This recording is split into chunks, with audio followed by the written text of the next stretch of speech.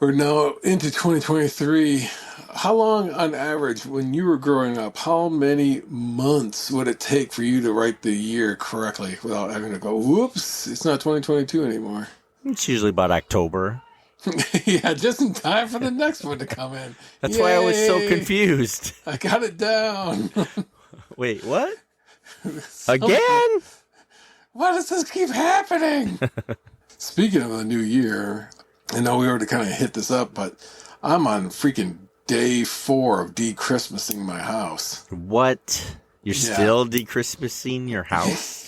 Yeah, I need to get like fumigators or something. Yeah. I was like a Christmas bug bomb and just poof, it's all gone. That was next day for me. Oh man, I wish, and the thing is like, it wouldn't be so bad. You spend all the time setting it up, and just the prospect of taking it all down is like, and everybody's like, but it feels so nice and warm and cozy. It all has, where everything's lit by these twinkling lights. And then now that that's all gone, it's like kind of disappointing to see what's left. I know what it is. You're still looking for the pickle. You're listening to, and this is why I love comics. Andy and Mike. Andy and Mike.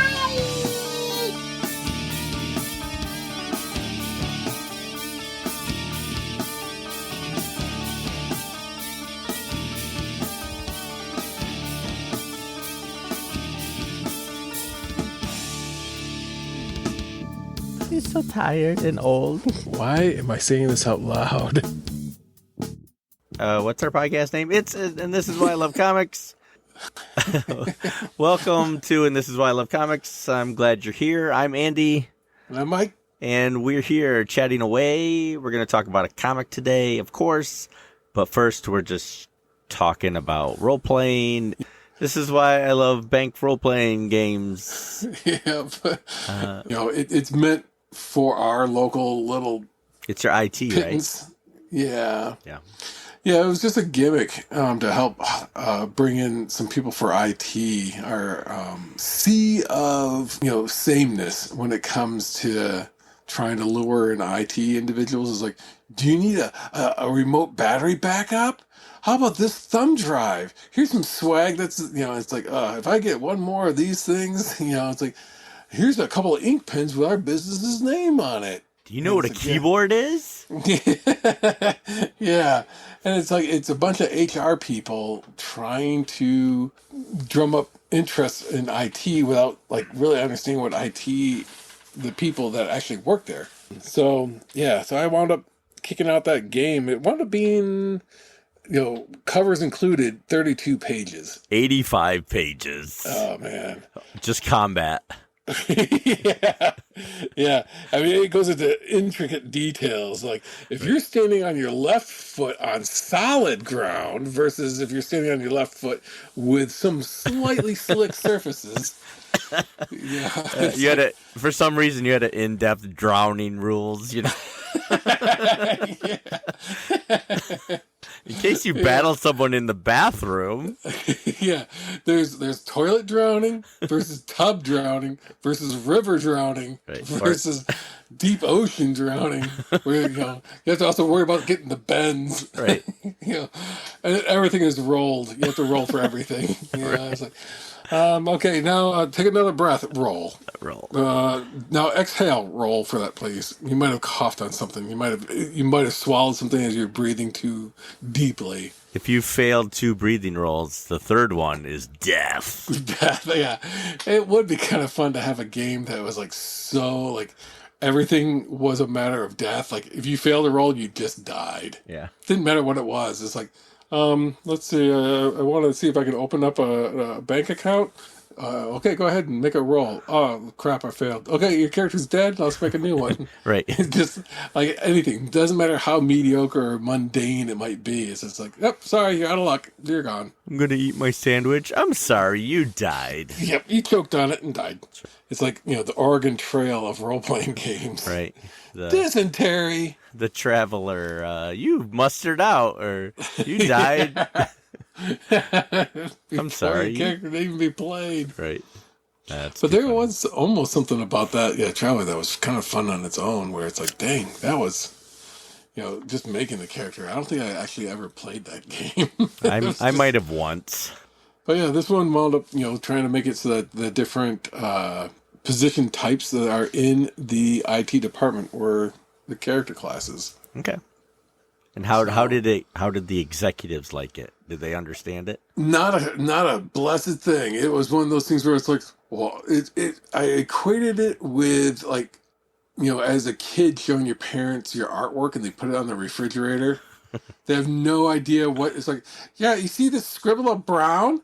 That's you, Daddy. And you see this green blob? That's Mom. And it's like, oh, this is so great, kids. Oh, I'm just going to put it right here in the refrigerator. That's pretty much what happened with the executives. Nice. They looked at it and went like, this is great. I can see how they would like this thing that is here that you have presented. We will let you know. And then that was basically it. Yeah. Well, good. You don't want them interfering in all that stuff. Oh, well, the thing was that I threw in some Easter eggs because I could. You threw Easter eggs at them? Yep. And they were from 3 years ago. So really acquired a bit of bouquet about them. I put in like our CEO and some of the other people who have had historical impact at the company. I put them into the history of this reality that was built for the game and the background of the game. If you know, you know. If you don't, it still sounds like it's like, oh, that makes sense. You put a lot more thought into it than they're going to care, but that's the cool part. Yeah, and that's it. That's what it boiled down to. Because like, there's two things that we're doing that kind of rank up there. Where it's like, this place, having had the toy and game experience, the stability of working at a bank. It's like, yeah, this is pretty, clear, sweet deal here. But there's not a whole lot of like what you would expect. Like, oh, we get to pull this, we get to do this. What about this thing? And that never really happens. One would think, but they're wide open. So we're, this is one thing we're doing. We're also having like mini Lego construction vehicles because we have a branch of the bank that finances like $1 million airplanes and Legos. Yeah, so their swag is it's Legos with heavy quotes. Mega blocks. Yeah. It's like Leygu apostrophe. Yeah. How many umlauts are on that? This isn't right. So Legu. It's like, I've never seen Lego written just the same font that Ragu spaghetti sauce is using. I get to go back and doing toy packaging again. Right. I'm doing game design again. And I'm doing, so it's like, hey, this is kind of cool. Yeah, they hired the right person for that job. Yeah. Well, it's one of those things where it's like, which comes first? The person that filled the position or the position, had a need for that? It's like, no, it's like, can we do something different? Yeah, I can give you something different. Like, how about this? And, so I just pulled stuff from the past and said, we can make this happen. How nerdy can I get? Can I be nerdier than somebody who might be in IT? And so I'm using Powered by the Apocalypse as the rules base. That's how it can get down to only being like, that few pages. So it's all based on you roll, the GM doesn't roll. There's no like bestiary monster manual or anything like that. You create a villain, you say, okay, here's this villain, it can do this thing, and then it's up to the players how they engage and interact. And if they fail their rolls, they take damage. So it's all on them, which is great. I love that system. But so it gets passed around throughout IT, and it's like, I can see this person was clearly inspired by Dungeons and Dragons, and it's very close to. I'm like going, oh gosh, this isn't quite the same. That's like saying like that Marvel's the same as DC. It's kind of like, yeah, but they're not quite. Right. Yeah. Apparently, I'm even nerdier than our entire IT department. You did it! Congratulations! The biggest nerd in the company! And I was going to ask you, Mike, about all the content about the Creative Commons license. Have you heard all about the D&D? How they're Yeah, getting the OGL. the OGL. Oh How man. Yeah. they're overreacting because Wizards Got wants nothing else to to complain about. right. I mean, I see both sides. Wizards owns Dungeons and Dragons, so they True. can do what they want. Yep. And people are just complaining about it. But then, on the other side of it, people make their living off of a OGL that said this will never change, and oops, guess we're gonna change it. And Yeah. they go back and forth. We apologize, blah blah blah, and now it's a totally different thing. And people should probably just relax and wait and see. But I love reading comments on this stuff. People are calling it the end of the world, and everyone's gonna jump ship. And Wizards can forget it, and we're gonna go with all these other systems, and just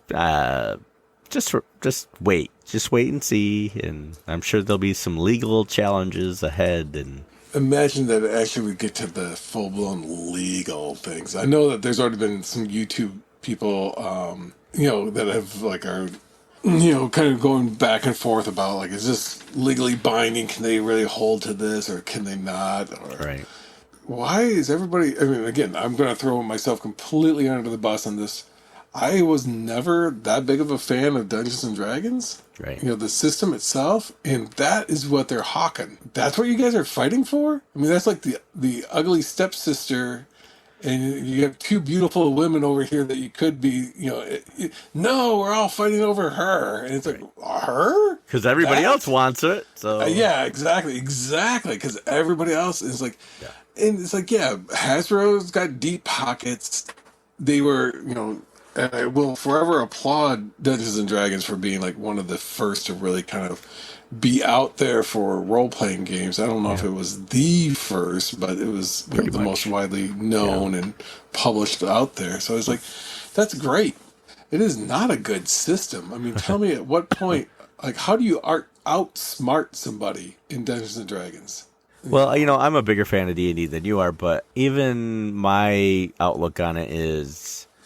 And this is from someone who, runs a D&D club or helps in a D&D club. And, I like to play when I can. I am a rules light person anyway. So you could give me 4 pages of rules and I'll go, I'll do 2 of those pages, maybe. And whatever I'll just, it is, cut it in half. Right. I'll tell my story. And when you need to roll dice, I'll tell you to roll dice. And we'll figure it out together what happens. And, I like teaching the rules and stuff. But if you don't know the rules, you can still have fun playing it. And I don't necessarily know all the rules. And I'm not going to go look it up just because I'm stumped. I'll wing it and move on. And I'll learn about it later. So, maybe I'm not the right person to talk about rules. I mean, I've read enough rule books to know them by heart, but I don't mind 5e. I didn't mind 4e. I didn't mind 3e, 3.5. If this is the rule book, I'll pick the rules I like. I'll change the rules I want to change. I'll let you know what I change, and we'll just move on. If you're a stickler for the rules, like you and I both said into some of those games, if you're gonna sit there and make this super character because you can manipulate the rules and stuff, I'm probably not gonna enjoy myself anyway because I'd rather role play than figure out the rules. But D&D is the most popular role playing game out there. I get it, and it's more popular now than it's ever been. People want to play it. That's great, and they should be at the forefront because of that. But everybody just needs to breathe. And if you don't like something, now this isn't obviously the people that make money off of it, but if you don't like a rule or what they did, just change it. It doesn't have to be perfect. And for the people that make their money off of it, you're using their property. And yes, there's probably some legal stuff involved. Like if you're making a lot of money, yeah, you're going to be affected by this. And I have no problem with you trying to fight it or something. But I mean, for the majority of us, it should be, yeah, okay, whatever, not a big deal. Yeah, I think it's if it said that it was never going to be rescinded, Yeah. or I mean, this is where the whole like grandfather clause kind of comes in, and not talking about Grandpa Santa, but it's like, KLAUS clause. yeah, oh, let's talk some Grant Morrison. Woo. It's like if you're using this version of the OGL, your grandfather didn't, but going forward, we're all, this is the new one. So, effective, anything that comes out after this is under a new one. Yeah. That just makes the sense, but I don't know if that is ever going to be, that doesn't make a whole lot of argument and internet griping fodder. Right. It's like, oh boy, yeah, just grandfather it in and then move on. It's like, but then what do we have to complain about? Right, and I'm all for that. Like we have this podcast where we complain about comics all the time, and we still love comics. So I mean, very much. if that's your niche, like if that's I complain about role playing games or I complain about comics, which I mean I've gotten a couple of emails lately, which I want to talk about. But if you complain about it so much, how can you love it? But if you didn't complain about it, then that shows that you don't love it anymore. Right. We It's like, love I can comics. take it or leave it, but if you love it, then you're going to actually like want it to become better. Right. Well, that might be a totally different podcast episode we do on that. But if that's your podcast, is you want to talk about it, that's fine. That's your bread and butter or whatever. But I mean, for the most of us, we're just players or GMs or both, and it's their property for one. That's kind of how I see it. And if it sounds like they wanted to change it, at least that's the direction their lawyers are taking now. They wanted to change it to control the inappropriateness maybe that's used in their name, or like if somebody publishes something that they don't think is appropriate to their standards of how to treat people or characters or whatever like that, they want to be able to stop it. And I can understand that aspect of it, but I mean, isn't that Pathfinder? Is that half the problem? Is Pathfinder is pretty much 3.5, so they want Pathfinder money? Yeah, but they just released their version 2 or the second edition, so I don't know if they've moved away from it enough. Copyright is a huge issue anyway. If you look at like how did Words with Friends, I don't know if you remember that phone app. I'm still waiting for your response on that from 10 years ago. Crappy letters, man. Nothing but the letter J and 5 Z's. Right. So it's hard to even enforce. If you just change the terms instead of, whatever it was, like dexterity, fighting, or whatever, you just said battling and agility. Done. You overcame their copyright because you changed the terms. And they can't say like, well, we use dice and you use dice. It's like, no, you can't lock that down. So I don't know. It is a big hullabaloo, and I get a kick out of that though. And there's just this like the passion that people have for, it's like, let's storm the Citadel because it's like, well, I don't think it's really that meaningful. Right. And I say this without having done any research into it other than reading people's comments on it. So what do I know? But we've been gamers for a long time. Life goes on. Things will get better. People act like, they just shot their parents or something, It's like, it'll be okay. If for some reason you can't use the D&D mechanics anymore, there's about 45 million other systems that will probably let you use theirs, for some nod to their, just mention them by name, whatever. Mayfair's not using their DC system anymore, so I'm pretty sure you could just use the best system ever created by man. Oh man, I do still love that game system. It was a little quirky. I think we may have talked about this in a previous podcast, but like when they gave absolutely everything on the planet a value and a superpower, more or less. I think, wasn't that the one that they kind of said like, telephones have a form of telepathy. And Yeah, it's like, only with a drawback that it must be a mechanical phone, you know. it can talk to only its own kind of Right. Yeah. devices. You overthought this a bit. Yeah, you would know. Somebody was like, "Oh, one more thing. What about this? What about It's like, food? yeah, how does the digestive tract in your superhero work? Right. You know, it's like, how many APs of energy are you getting from that digestive? If I was vegetarian or pescatarian, which one would give me the best return on my experience levels?" A pancake can only give you 1/2 AP. Yeah. There you have it, everyone. Go buy the DC Heroes role-playing game that's been out of print for, what, 20 plus years? We're old and we like it, all right? Yep. Yeah, back in my day when games were fun. Now, here's something that shows how old. I remember when this thing first came out, and I bought the core rule book for it. And it's like, oh my gosh, this is crazy. And how revolutionary it seemed at the time. Vampire 5th edition just came out. Wow. And I'm thinking, 5th edition? Talking about role-playing games and books we've read in the way of role-playing games to Right.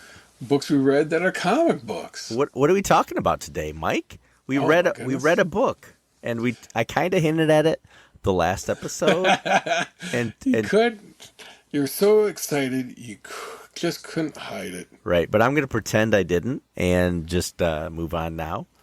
And so what are we reading? Yeah, a long anticipated, long overdue, and I'd almost have to say threatened that we were going to do one at some point, an Ed Brubaker, Sean Phillips book. And we dove into their more recent fare of Reckless. Yes, Reckless. It was written in it came out in 2020. Yep. And it's Pandemic. Pandemic. It's my favorite. It's my second favorite thing that's titled Reckless. The first being the fourth studio album by Bryan Adams, Canadian Bryan Adams from 1984, his Reckless album. I mean, come on. That's not the one. Please tell me that's not the one that had the Prince of Thieves theme song. I mean, it might have. It had some success. Yeah. And that's what we're going to talk about. No, I'm just kidding. Yeah, now on to the next thing. It had hinted comics. It had Run to You and Heaven, Summer of '69. It had like 6 songs that were just super hits from Bryan Adams. True. But my second favorite Reckless is now Ed Brubaker, Sean Phillips, Image Comics, and it's pulpy Eisner award-winning crime duo of Ed Brubaker and Sean Phillips. You know, it's tropes of pulp fiction, but in a fresh new way. And I can't hide the fact that I really loved it, and you really loved it because you're the one that told me about it. You and Matt 10.0. Yeah, he's also highly recommended this stuff.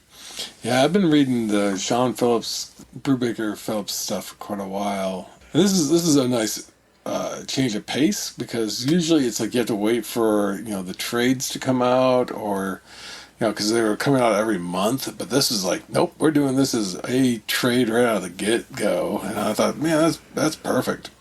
Just let's do, and they did it that way. So that this whole story you got to read in one lump sum. Which is the way I feel like I'm consuming books, comics this way anyway. Right. Is in like story arcs, or this having the option to just digest a full tale at one time is fantastic. It's kind of how a solid one. How manga does it, right? And so he's kind of taking that idea, not that they're the first ones to do it either, but the current market, people want to read a chunk of story at once. They want to binge shows. And, this hardcover Reckless book is beautiful. And I was just happy to sit through it all, and it felt like a novel, like I was reading a Dresden Files without the Sans the magic. magic. Yeah, and it was And no power creep. right, no power creep. I'm not a realist reader. I'm not looking for realism, cop shows and stuff like that. But this was wonderful. It was great. I don't want to get ahead of myself. The art was beautiful.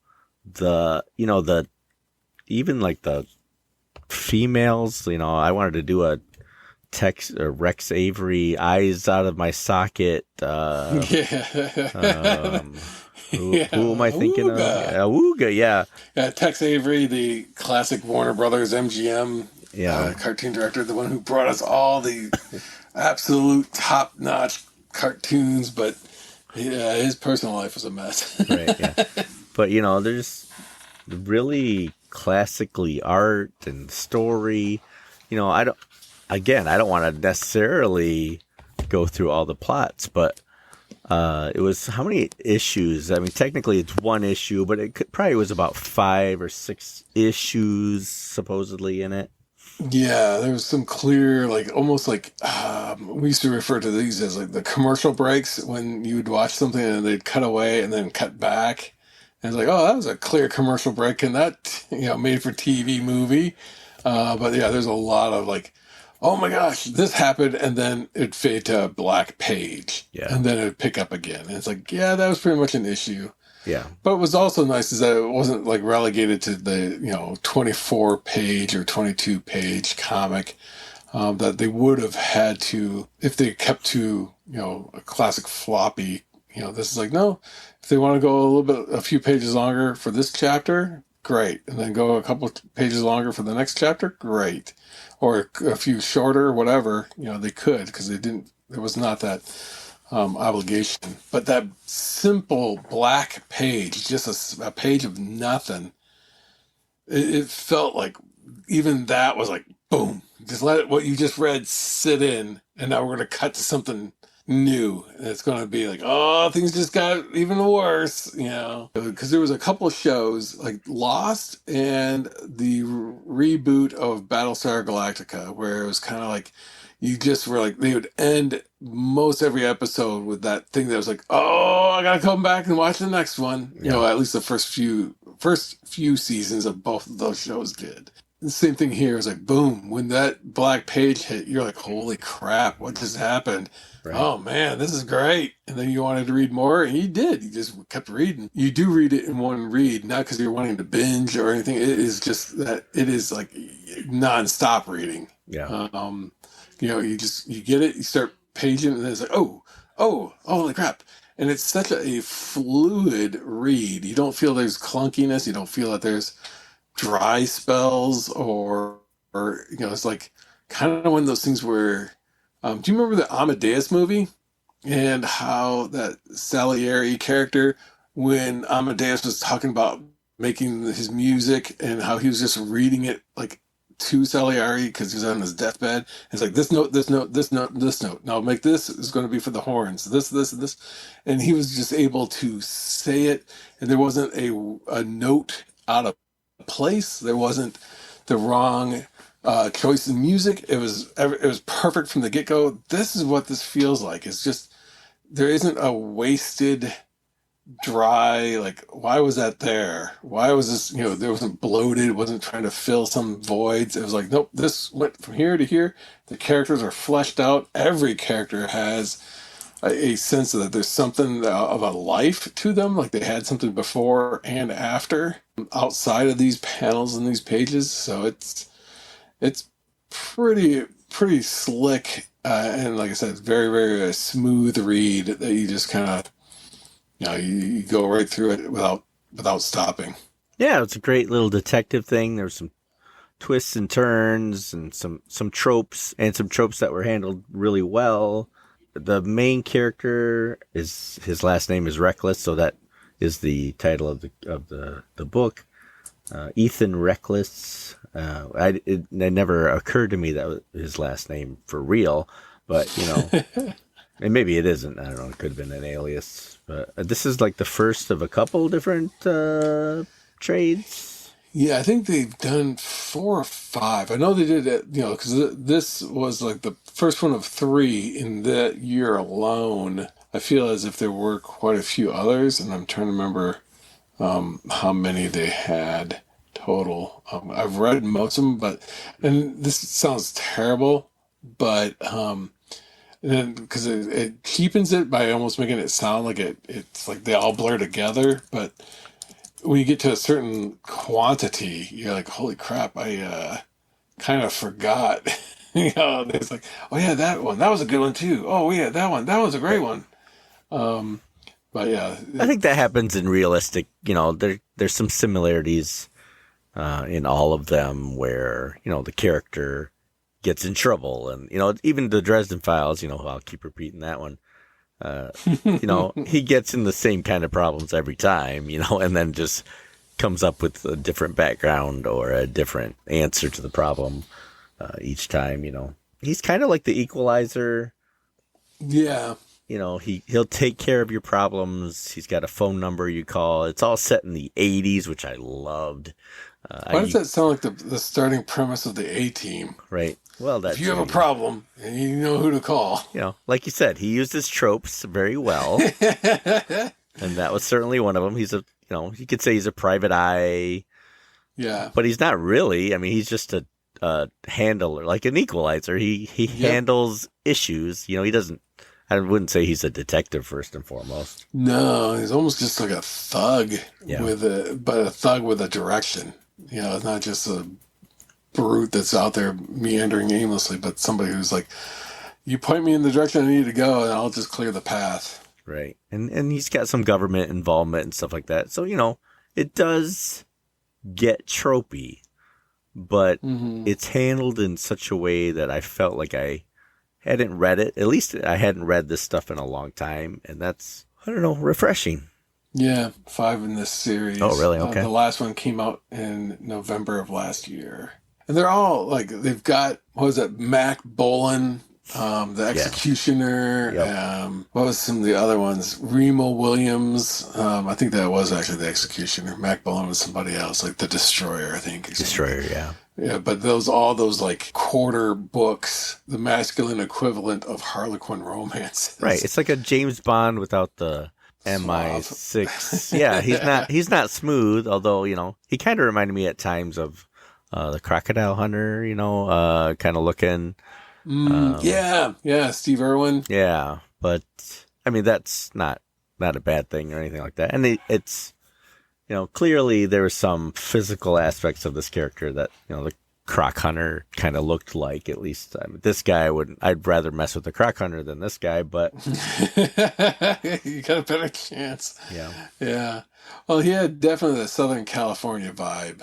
Yeah. It It did all take in California, right? Yeah. And I'm glad that you picked this one as the start, because this one is probably the most we'll call it real / street level story he's done, where some of the other ones had hints of Lovecraftian horror, or Kill or Be Killed is like this really weird kind of like supernatural quality to it. This one is just straightforward action.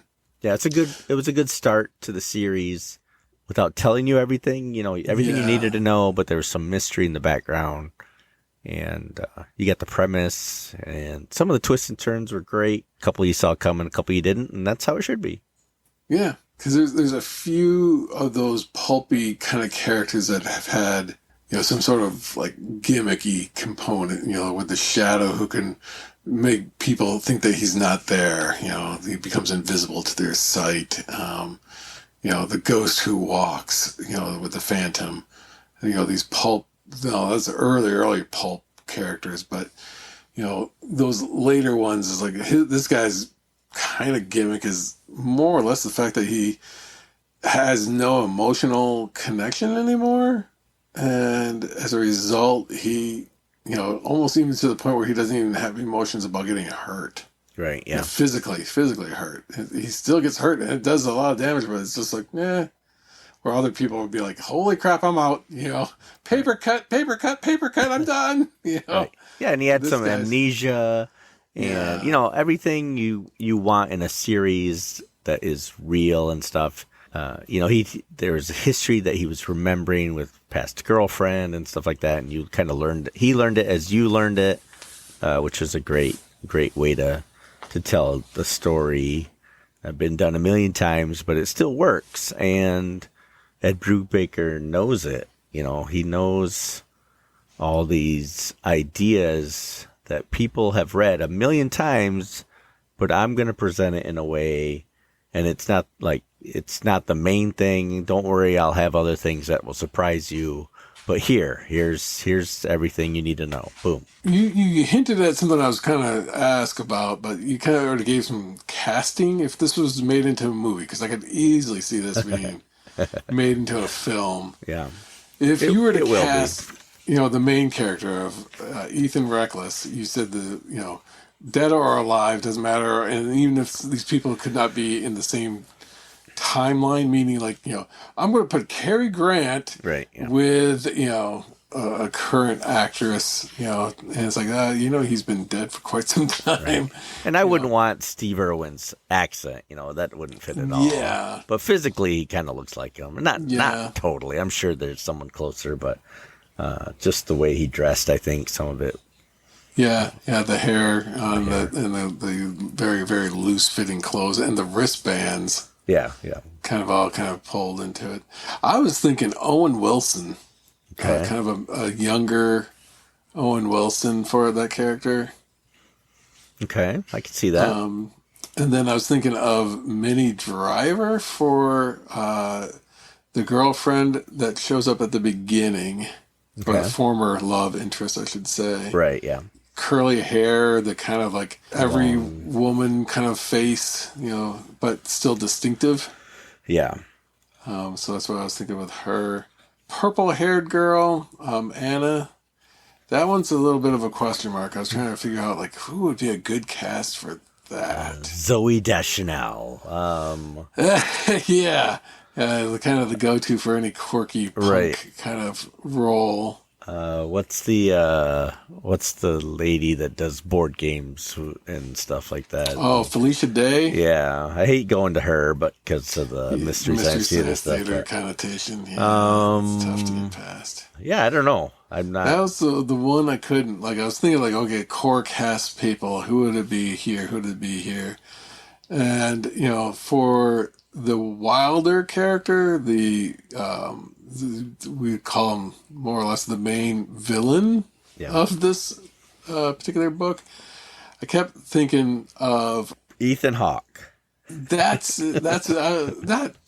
Yeah, I could kind of see it, especially current Ethan Hawke, because it's got that kind of his face is really, really weathered. Right. Yeah. Yep. It's like a Charles Bronson kind of looking.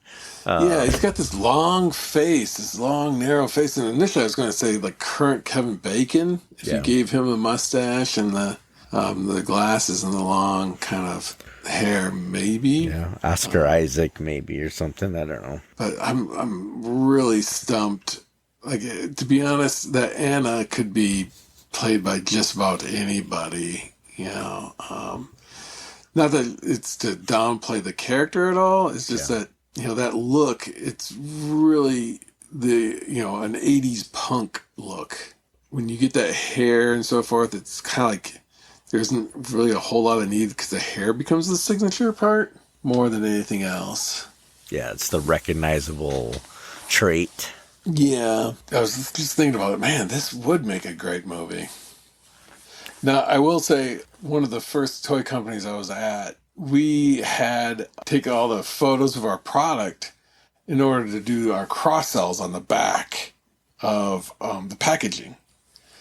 So blister cards and so forth. So we'd have our little action figures, and we'd go to this photography studio so that they were all well lit and everything. And the one photographer we used at that time, he had purchased an old movie theater, and that's where his photo studio was. Yeah. So he took out all the seats and then where the projector, where the screen was, he made that into an infinity wall, and he opened up a wall on the side of the building so that they could actually drive vehicles in and park a vehicle, and then he could take photos of cars and trucks and bigger substances. But he had like two infinity walls and stuff like that. So it had this big curve that would go up from horizontal to this vertical. That was really cool. But then he made the balcony into his office suite. And so you'd go up to the balcony, and that's where he would do all his like photo retouching and all that stuff. And, just had his, I'm like, this is amazing. So, that was, now decades ago that I was there. And I was like, man, I'd love to be an owner of an old-time movie theater and have that as my digs. Yeah, that'd be great. And then here in this comic, this guy, that's his, he's doing it. It's like, dang. Yeah, I love that. I love that aspect of where he lives. Like, they obviously thought very hard about where this guy should live and made it almost a character in itself. And yeah, his own bat cave. Yeah, it's such a great idea that I don't remember seeing before. I don't know. I'm looking forward to reading some others of these by these two and more adventures of Ethan Reckless. He really could go anywhere because of the, it's like a job of the week kind of thing that you could do. I'm sure there's an overall arc and story and stuff, but you really could go anywhere, Magnum PI case, Yeah, it's definitely got some of the Stephen J. Cannell formula to it. Yeah, it does. And that's the 80s, they captured the 80s very well. Yeah, although I don't think regular drug use was a thing in the A-Team. No, probably not. But, I mean, something had to explain Murdoch. Yeah. Howling Mad Murdoch. Right. One other thing, you keep referencing that there's some standard tropes. One of the tropes that we've encountered over the last several issues, seeing the main protagonists in their tighty whities. You're right. There is an underwear theme. Yeah. And, we found out that Hawkeye, tighty whities, and a few others have. Which leads us to our first promotional advertisement. We're going to be in our whitey tighties for the next image that we post. Yeah. White guys and their tighty whities. Right. Yeah, holy crap. Old guys in their underwear. The next spin-off series when we just want to talk about random things. That's our next podcast. Yeah. We get real casual as we talk about our... That's our YouTube channel, right? Whatever, yeah. Hey, why ask us? Why fronts? It's our question and answer time.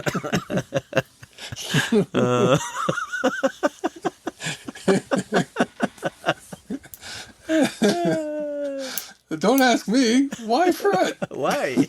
Why is that? Bing! A little icon shows up on the screen. Why front? There you go. Oh, man. The other day, somebody completely broke etiquette. So let me ask if this is like cool or not cool. But the building I'm at is this old building. I mean, it's like Art Deco, marble walls. It's all, it's an old bank building. So the bathrooms were not built the way that modern day bathrooms are. So these things were obviously retrofit into the spaces that they had available. So these urinals are tight. I mean, it's like almost vacuum fit when you step into it. And there's two of them right next to each other. Oh. So I'm, doing my thing. Door opens up to the bathroom, and then comes this other dude, and he comes right next to and there's only two spaces, so that's obviously, he's not going to pee in the sink, but he's right next to me. And he spreads his feet out like he's like... I wonder where you're going with that. Go on. Go on, yes. Please elaborate. So he spreads his feet out, and there's like a wooden like barrier between the two urinals. But his foot is clearly on like my Did you say side. a wooden barrier? Yeah, it was once he came in. Ooh, I'm phrasing. Jeez. Yeah, edit this. we just lost our fan base. Ah, crap. But yeah, his foot was clearly over on my side of that like divide, and it's like, are you like I mean, it's like one of those things when you see like an '80s action star pull out their gun, figuratively speaking, and take aim at an oncoming car, and they get in that massive stance with their feet set wide apart. And it's like, what the heck? It's like I was already there, and then two, him just kind of like laying claim on my territory. Did he moan too? It's like, oh man, like a freaking racehorse. Yeah, if he references, So if that's ever happened to you, yeah, let us know. Let us know in the comments. Just with written words, no photos, please. Right, yeah, please. These episodes are a little shorter, so we're going to wrap it up there with our review of Reckless. We loved it. Apparently, we loved it so much. You should go read it and right away.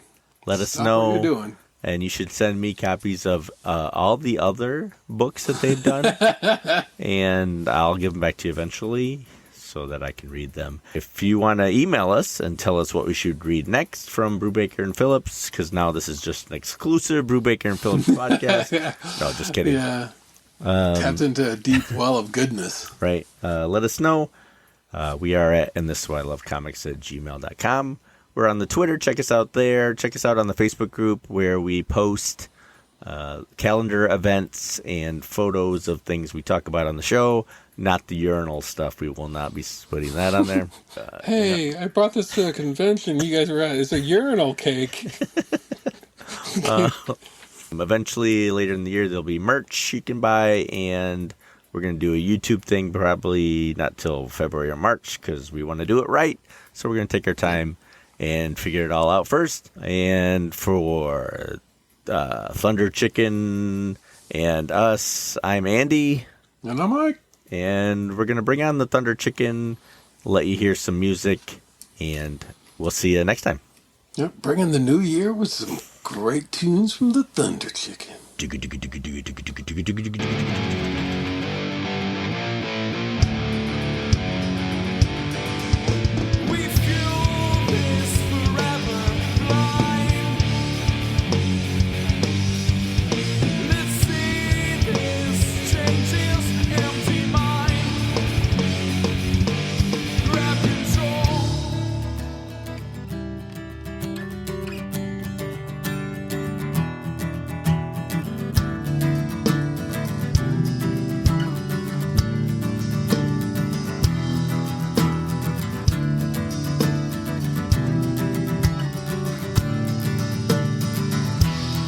Twenty 2023.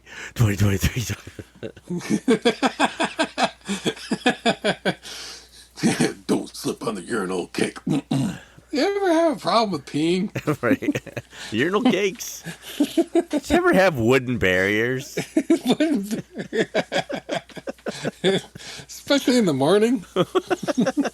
Good morning.